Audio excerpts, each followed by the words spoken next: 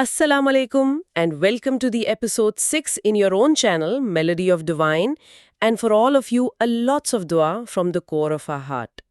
Description में दिया गया हमारा व्हाट्सएप चैनल को भी ज़रूर सब्सक्राइब करें ताकि बहुत ऐसी बातें जो फ़ौरन कही जानी चाहिए वो आप तक पहुंच सकें। और आज हम जिस किताब को सुनाने और समझाने जा रहे हैं उसका नाम है सदा सुहागन मस्तानी बाय मोनस खान अजीमी। ये एक हक और बातिल का मार्का है जिसमें एक काला जादू करने वाला और हक का मुसर्रर का तर्काव भी दिखाया गया है। शुरू करने से पहले ऑडियंस को इस बुक के इम्पॉर्टेंट टॉपिक्स के नाम बताने हैं और वो ये हैं। पहला, मस्तानी की पुरअसरार तब्दीलियां और उसकी रूहानी ताकत। दूसरा, खान का नफ्स और सुखदेव से रकाबत। तीसरा, तौबा और जिक्र की अजीम ताकत। चौथा, तेउल अर्ज़ यानी वक्त और फासले का सिमटना। और पांचवा, मिलादुन नबी और सुन्नत रसूल सल्लल्लाहु अलैहि वसल्लम पर अमल करने का हकीकी मकसद। चलें अब हम स्टार्ट करते हैं। बिस्मिल्लाह।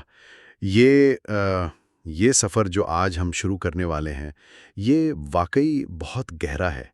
यानी इस कहानी में इंसानी रूह की ऐसी कशमकश है जो हमें अपने बातिन में झांकने पर मजबूर कर देती है। बिल्कुल। और इस सफ़र का जो आगाज़ है ना वो ही इतना हैरत अंगेज है कि इंसान दंग रह जाता है।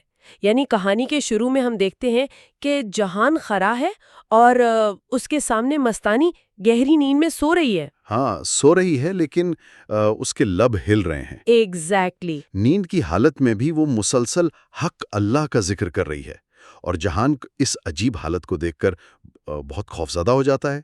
वो उसे उठाने की कोशिश करता है और फिर मस्तानी एकदम जोर से नारे लगाती है हो जाता है और वो कहती है कि लानत हो तुझ पर, तेरी हैसियत क्या है।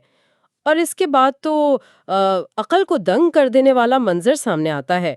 सोई हुई मस्तानी के जिस्म से बिल्कुल वैसी ही एक और मस्तानी निकल के बाहर चली जाती है। सुभान अल्लाह। ये मंजर वाकई रूहानियत की एक बहुत बड़ी हकीकत को जाहिर करता है। अच्छा, फिर अगली सुबह जब खान देखता है तो मस्तानी के बालों से मिट्टी की जगह गुलाब की खूबसूरत महक आ रही होती है। तो यहाँ मेरा एक सवाल बनता है, ये जो खान का खौफ था उस वक्त, क्या वो सिर्फ इसलिए था कि उसने एक जिस्म को दो हिस्सों में तकसीम होते देखा, या उसके अपने अंदर की किसी छुपी हुई गलती का खौफ था? बहुत अहम सवाल है। देखें, खान का खौफ असल में उसके अपने बातिन का आईना था। जब इंसान इस रूहानी मुकाम पर पहुंचता है जहां उसका कल्ब बेदार हो जाता है तो नींद सिर्फ जिस्म पर तारी होती है, सही। रूह जागरी होती है। बिल्कुल, मस्तानी का जो दूसरा वजूद जाहिर हुआ ना, वो असल में उसकी रूहानी बुलंदी और पाकीज़गी की निशानी थी। रूह मद्दे की कैद से बिल्कुल आज़ाद हो चुकी थी। लेकिन खान क्यों डरा? क्योंकि खान के अंदर अभी तक ना नफ्स का बहुत सख्त गलबा था। यानी उसकी खुद की नीयत में खौट था। हाँ, उसकी रूहानी तलाश और उसके अमाल में एक बहुत बड़ा तज़ाद था। वो ज़ुबान से तो रूहानियत मांग रहा था लेकिन अंदर से दुनिया की ख्वाहिशात और खौफ में जकड़ा हुआ था। जब एक नफ्स परस्त इंसान पूरे रूहानी नूर का सामना करता है तो वो अंदर से कांप जाता है। अच्छा, तभी मस्तानी ने सुबह उठकर उसे वो बात कही थी कि हक ताला के हजूर में बरतर वो है जिसके अमाल अच्छे हों। एग्जैक्टली। जिसके कौल और फेल में तज़ाद न हो।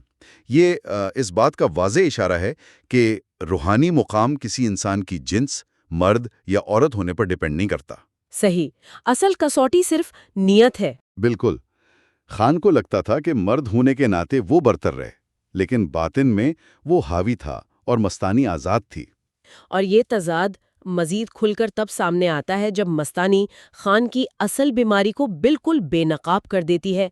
वो खान को बताती है कि तुम तो सुखदेव से रकाबत में जल रहे हो, जो कि एक काला जादू करने वाला शख्स था। हाँ, और मस्तानी उसे सख्त फटकार लगाती है।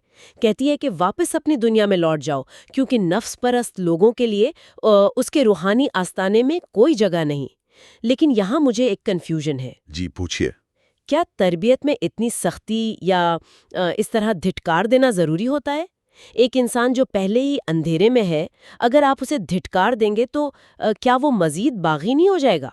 मुर्शिद का काम तो नरमी से रास्ता दिखाना होता है ना? आपकी बात अपनी जगह ठीक है, लेकिन रूहानियत के मामले में, खुसूसन बातिन के इलाज में, روحانی استاد کی سختی اصل میں تربیتی ہوتی ہے. یہ روحانی سرجری کی طرح ہے. سرجری یعنی جہاں درد دینا ضروری ہو جاتا ہے. بالکل. اگر کسی کو کینسر ہو تو اسے میٹھے الفاظ سے ٹھیک نہیں کیا جا سکتا. اس کے لیے سخت آپریشن ضروری ہے. سکھدیو کے پاس مفوق الفطرت طاقتیں تھیں، کالا جادو تھا. خان ان طاقتوں کو عشق الہی کے لیے نہیں چاہتا تھا. تو وہ کیوں چاہتا تھا؟ اس کے اندر حسد تھا. وہ سکھدیو جیسی طاقت حاصل کر کے خود کو بڑا ثابت کرنا چاہتا تھا. اس کی ایگو، اس کا نفس اسے چلا رہا تھا. مطلب اس کا مقصد خدا نہیں تھا بلکہ اپنی ایگو کو مطمئن کرنا تھا. صحیح پکڑا آپ نے. اور مرشد یہ جانتا ہے کہ جب تک انسان اپنے نفس کو بالکل مٹی نہیں کر دیتا تب تک روحانیت کا نور داخل ہو ہی نہیں سکتا.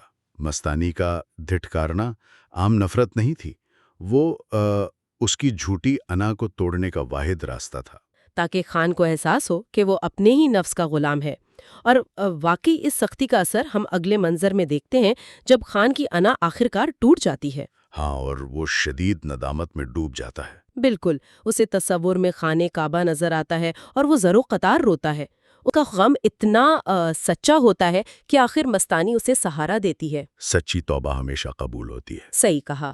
پھر مستانی اسے یاد دلاتی ہے کہ سجدہ صرف خدا کے لیے ہے اور اسے حق اللہ، اللہ ہو اور سبحان اللہ کی ضربیں سکھاتی ہیں. اور اس کا نتیجہ تو واقعی عقل کو حیران کر دینے والا ہوتا ہے. ماشاءاللہ، وہ منظر تو بہت ہی خوبصورت ہے.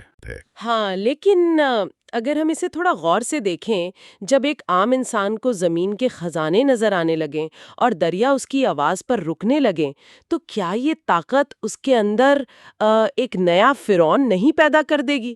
یہ تو نفس کے لیے بہت بڑا جال بن گیا نا. بہت گہرا پوائنٹ اٹھایا ہے آپ نے. روحانیت کے راستے میں سب سے بڑا پھندا یہی ہوتا ہے جہاں انسان کشف کو اپنی ذاتی کامیابی سمجھ لیتا ہے، لیکن یہاں بصیرت اور تصرف کا فرق سمجھنا ضروری ہے. بصیرت اور تصرف، ان میں کیا فرق ہے؟ مستانی نے اسے سمجھایا تھا کہ دیکھنے میں اور اختیار ہونے میں زمین آسمان کا فرق ہے. ابھی خان کو صرف حقیقت نظر آئی تھی. اس کی باطنی آنکھ ضرور کھلی تھی، لیکن اسے ان چیزوں پر تصرف یعنی کنٹرول حاصل نہیں ہوا تھا. اچھا، تو وہ جو دریا رک رہا تھا اور پرندے ذکر کر رہے تھے وہ خان کی وجہ سے نہیں کر رہے تھے؟ بالکل نہیں.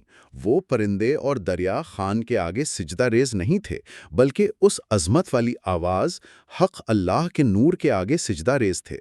ذکر انسان کی روح کو خدا کے نور سے جوڑتا ہے. کائنات کا ہر ذرہ ویسے ہی خدا کی تسبیح کر رہا ہے. بس ہمارے کانوں پر پردے ہوتے ہیں. صحیح کہا. جب خان کا قلب صاف ہوا تو وہ پردہ ہٹ گیا. اگر خان اس مقام پر آ کر اسے اپنی ذاتی طاقت سمجھنے لگتا تو وہ واقعی جال میں پھنس جاتا، لیکن مستانی کی سختی نے اسے مٹی بننا سکھا دیا تھا. سبحان اللہ، کیا خوبصورت حقیقت ہے. پھر وقت کا پہیہ گھومتا ہے اور ربیع الاول کا مہینہ شروع ہوتا ہے. اب یہاں ایک اور حیرت کی بات ہے. جی، مستانی کے لباس والی بات. ہاں، مستانی جو ابھی خان کو سمجھا رہی تھی کہ دنیا کی ہر شے فانی ہے اور اسے مٹی سمجھنا چاہیے، وہ اچانک ایک نیا اور قیمتی لباس پہنتی ہے، بالوں میں غلاق کا گجرا سجاتی ہے اور میلاد النبی کی محفل کے لیے بہت خوبصورت روپ دھار کر تیار ہوتی ہے. یہ عشق ہے، یہ دنیا داری نہیں ہے. صحیح. لیکن آگے جو معجزہ ہوتا ہے نا، وہ سائی فائی مووی جیسا لگتا ہے. خان اور مستانی حیدرآباد کی سینٹرل جیل کے پاس سے پیدل چلنا شروع کرتے ہیں اور اچانک صرف ایک آواز کے وقفے میں بالکل صرف ایک آواز کے وقفے میں وہ میر پور خاص کی ایک گلی میں پہنچ جاتے ہیں. مادی دنیا میں دیکھیں تو یہ کاغذ کے دو کونوں کو ملانے جیسا ہے جس سے فاصلہ خود بخود ختم ہو جاتا ہے. لیکن میرا سوال مستانی کے پہناوے پہ ہے. جو شخص دنیا کو مٹی سمجھتا ہو وہ اچانک اتنا بنسور کیوں رہا ہے؟ بظاہر تو یہ دنیاوی سنگھار لگتا ہے، لیکن حقیقت اس کے بالکل برعکس ہے. یہ ظاہری دکھاوا نہیں تھا بلکہ خالص عشق رسول صلی اللہ علیہ وسلم کا اظہار تھا. یعنی ان کی محفل کا ادب؟ جی بالکل. جب نیت پاک ہوتی ہے اور مقصد اپنے محبوب نبی کی محفل کی تعظیم ہو تو ظاہری سنگار بھی عبادت بن جاتا ہے. وہ نیا لباس کسی مخلوق کو دکھانے کے لیے نہیں تھا. اور جہاں تک حیدرآباد سے میر پور خاص کا فاصلہ چند قدموں میں طے کرنے کی بات ہے جسے ہم طے الارض کہتے ہیں، اس کا کیا راز ہے؟ اس کا فلسفہ دنیا کی گریوٹی اور وقت کی قید سے آزادی کا ہے. جو انسان حقیقی معنوں میں خدا کا نائب بن جاتا ہے اور اس مادی دنیا کی خواہشات سے آزاد ہو جاتا ہے تو وقت اور فاصلے اس کے تباہ ہو جاتے ہیں. یعنی مادی قوانین ٹوٹ جاتے ہیں اس کے آگے. ہاں، مستانی کہتی ہے کہ کائنات کا باطن نور خداوندی ہے. وقت اور فاصلہ انسان کے بنائے ہوئے پیمانے ہیں. جب انسان کی روح اس اصولی نور سے جڑ جاتی ہے تو زمین اس کے لیے سمٹ جاتی ہے. واقعی جب انسان مٹی بن کر خدا کی طرف رجوع کرتا ہے تو پوری کائنات اس کے سامنے سمٹ جاتی ہے. پھر ہم دیکھتے ہیں کہ وہ دونوں اس عجیب سفر کے بعد محفل میلاد میں پہنچتے ہیں، اور یہ محفل کسی عام جگہ نہیں ہو رہی. یہ لیلاوتی کا گھر تھا. بالکل، ایک پرانی ہندو طوائف جو اب توبہ کر کے خیر النساء بن چکی ہے، اور اس گھر میں روحانی ادب کا یہ عالم ہے کہ نسوار یا بیڑی پینے تک کی سخت ممانعت ہے تاکہ محفل کا احترام قائم رہے. ادب کے بغیر تو روحانیت کا تصور ہی نہیں ہے. واقعی. پھر خیر النساء کی بیٹی مہر النساء محفل کا آغاز پرخلوص انداز میں تلاوت قرآن پاک سے کرتی ہے. اعوذ باللہ من الشیطان الرجیم بسم اللہ الرحمن الرحیم. فَإِذَا قَرَأْتَ الْقُرْآنَ فَاسْتَعِذْ بِاللَّهِ مِنَ الشَّيْطَانِ الرَّجِيمِ بسم اللہ الرحمن الرحیم. الحمد للہ رب العالمین الرحمن الرحیم مالک یوم الدین ایاک نعبد و ایاک نستعین اہدنا الصراط المستقیم صراط الذین انعمت علیہم غیر المغضوب علیہم ولا الضالین. ترجمہ: پس جب آپ قرآن پڑھنے لگیں تو شیطان مردود سے اللہ کی پناہ مانگ لیا کریں. شروع اللہ کے نام سے جو سب پر مہربان ہے، بہت مہربان ہے. سب تعریفیں اللہ ہی کے لیے ہیں جو تمام جہانوں کا پالنے والا ہے، جو سب پر مہربان ہے، بہت مہربان ہے، جو روز جزا کا مالک ہے. ہم تیری ہی عبادت کرتے ہیں اور تجھی سے مدد مانگتے ہیں. ہمیں سیدھے رستے کی ہدایت فرما، ان لوگوں کے رستے کی جن پر تو نے انعام فرمایا، نہ کہ ان کے جن پر غضب کیا گیا، اور نہ گمراہوں کے. سبحان اللہ. ایسی تلاوت سن کر واقعی دل و دماغ روشن ہو جاتے ہیں. اور اسی نورانی فضا میں پھر مستانی ایک ایسی پرمغز تقریر کرتی ہے جو ہر سننے والے کی روح کو جھنجھور کر رکھ دیتی ہے. اس کی بات کا مرکزی پیغام یہ ہوتا ہے، عام زندگی میں کیا کرتے ہیں ہم عظیم ہستیوں کو اتنا اونچا درجہ دے دیتے ہیں تاکہ ہمیں خود ان جیسا بننے کی کوشش نہ کرنی پڑے. بہت سچی بات کہی آپ نے. ہم انہیں صرف مفوق الفطرت مان لیتے ہیں. ہاں، اور اس طرح ہم اپنے عملی فرض سے پیچھا چھڑا لیتے ہیں. مستانی کی تقریر کا مقصد اسی غلط فہمی کو ختم کرنا تھا. دیکھیں، اسلام ایک عملی دین ہے. یہ صرف عقیدت تک محدود نہیں ہے بلکہ زندگی گزارنے کا ضابطہ ہے. اگر ہم نبی کریم صلی اللہ علیہ وسلم کی حیات طیبہ کو عملی نمونہ یعنی اسوہ حسنہ نہیں مانیں گے، اصولوں کو اپنی روزمرہ زندگی میں کیسے لاگو کریں گے؟ خدا کی محبت کا ثبوت اصل میں رسول صلی اللہ علیہ وسلم کی اطاعت میں چھپا ہے، یعنی سچی پیروی میں. ہاں. اور آپ ان کی اس سچی بات کا اثر دیکھیں. محفل کے اختتام پر نور اور درود کی ایسی بارش ہونے لگی اور ہر طرف حنا کی ایسی خوشبو پھیل گئی کہ ہر شخص اس روحانی سکون میں محو ہو گیا. یہ برکت اصل میں اسی اطاعت کا ثمرہ تھی. ماشاء اللہ. آج کے اس تمام گفتگو اور تفصیلی جائزے سے ہم سب کے لیے ایک بہت گہرا اور فکریہ سوال پیدا ہوتا ہے. ایک طرف لیلاوتی کی مثال ہے، ایک ہندو طوائف جس کی زندگی بدل کر اسے خیر النساء اور عاشق رسول بنا دیا گیا. اور دوسری طرف مستانی ہے. ہاں، مستانی جیسی کامل ذات جس کے آگے وقت اور زمین کے فاصلے سے مٹ گئے. یہ دونوں مثالیں ہمیں بتاتی ہیں کہ روحانیت کسی خاص نسل یا ماضی کی محتاج نہیں ہوتی. اگر یہ عظیم تبدیلیاں ان ہستیوں کی زندگی میں آ سکتی ہیں تو ہم لوگ اپنے نفس کو قابو کر کے اپنی روحانی صلاحیتوں پر کیوں پابندیاں لگائے بیٹھے ہیں؟ ہمیں اپنی روحانی اڑان خود کرنی ہوگی. واقعی یہ خود احتسابی کا مقام ہے۔ ڈسکرپشن میں دیا گیا ہمارا واٹس ایپ چینل کو بھی ضرور سبسکرائب کریں تاکہ بہت ایسی باتیں جو فوراً کہی جانی چاہیے وہ آپ تک پہنچ سکیں۔ اینڈ آپ کا بہت شکریہ کہ آپ نے ساری پوڈ کاسٹ سنی اور دیکھی۔ امید ہے کہ اس سے آپ کے اندر ایک جذبہ اور جستجو پیدا ہوئی ہوگی کچھ سیکھنے کی۔ اگر آپ نے چینل میلوڈی آف ڈیوائن کو سبسکرائب نہیں کیا تو پلیز کر لیں، لائک کر دیں ویڈیو کو اور forward it to the ones whom you think they are interested to listen such kind of spiritual content جو کہ آپ کو سکھاتا اور آپ کی نورشمنٹ کرتا ہے۔ بہت دعا کے ساتھ اللہ حافظ ٹو آل۔